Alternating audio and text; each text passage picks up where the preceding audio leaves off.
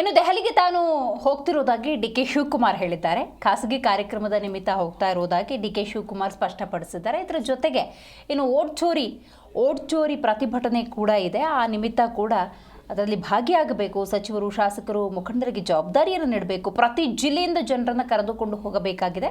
December 14ನೇ ತಾರೀಕು vote ಚೋರಿ ಪ್ರತಿಭಟನೆ ಇದೆ. ಆ ನಿಟ್ಟಿನಲ್ಲಿ ಹೋಗಬೇಕಾಗಿದೆ ಅಂತ ಹೇಳಿದ್ದಾರೆ. ರೈಲ್ವೆ ಸಚಿವರಿಗೂ ಮಾತಾಡಿ ವ್ಯವಸ್ಥೆಯನ್ನು ಮಾಡಿಸಿದ್ದೇವೆ ಅಂತ ತಿಳಿಸಿದ್ದಾರೆ.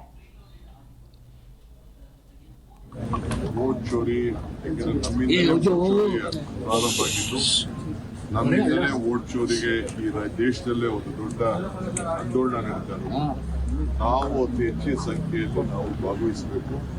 ಆ ದೃಷ್ಟಿಯಿಂದ ಪ್ರತಿ ತಾಲೂಕು ಜಿಲ್ಲೆಯಿಂದ ಕನಿಷ್ಠ 30 ಜನ, ಬೆಂಗಳೂರಲ್ಲಿ ಸ್ವಲ್ಪ ಜಾಸ್ತಿ ನಾವು ಕರ್ಕೊಂಡು ಹೋಗಬೇಕಾಗಿದೆ. ಅದಕ್ಕೆ ಈಗಾಗಲೇ ನಾನು ರೈಲು ಮಂತ್ರಿ ಕೂಡ ನಾನು ರಿಕ್ವೆಸ್ಟ್ ಮಾಡಿದ್ದೀನಿ ಮತ್ತು ನಮ್ಮವರೆಲ್ಲ ಹೋಗಿ ರೈಲ್ವೆ ಮಾತಾಡ್ತಿದ್ದೀವಿ.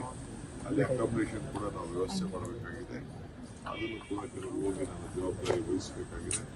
ಸೊ ಆ ದೃಷ್ಟಿಯಿಂದ ನಾನು ಎಲ್ಲ ಬ್ಲಾಕ್ ಅವ್ರಿಗೆ, ಜಿಲ್ಲಾ ಕಾಂಗ್ರೆಸ್ ಅವ್ರಿಗೆ, ಶಾಸಕರಿಗೆ, ಮಂತ್ರಿಗಳಿಗೆ ಮನವಿ ಮಾಡ್ಕೊಳ್ತಾ ಇದ್ದೀನಿ. ಇದು ನಿಮ್ಮ ರೆಸ್ಪಾನ್ಸಿಬಿಲಿಟಿ, ನಾನು ಒಬ್ಬರೇ ಮಾಡೋದಲ್ಲ, ನೀವು ಎಲ್ಲ ಸೇರಿ ಮಾಡಲೇಬೇಕು ಅಂತೇಳಿ ಎಲ್ಲರಿಗೂ ತಾಕೀತು ಈಗಾಗಲೇ ನಾನು ಮಾಡಿದ್ದೀನಿ. ಮೊನ್ನೆ ನಾನು ಚೀಫ್ ಮಿನಿಸ್ಟರ್ ಇಬ್ಬರು ಕೂಡ ಎಲ್ಲರೂ ಕೂಡ ಸಂದೇಶವನ್ನು ಕೂಡ ಕಳಿಸಿದ್ದೀವಿ. ಇದು ನನ್ನ ಇದು. ಸೊ 8ನೇ ತಾರೀಕಿಂದ ಏನಿದೆ ಸ್ವಲ್ಪ ಮುಂದಕ್ಕೆ ಆಗಬೇಕು ಚಾನ್ಸಸ್ ಇದೆ. ಕೆಲವು ಟೆಕ್ನಿಕಲ್ ಇಶ್ಯೂಸ್ ಇದೆ. ನಾನು CM ಇಬ್ಬರು 8ನೇ ತಾರೀಕು ಅವ್ರನ್ನ MP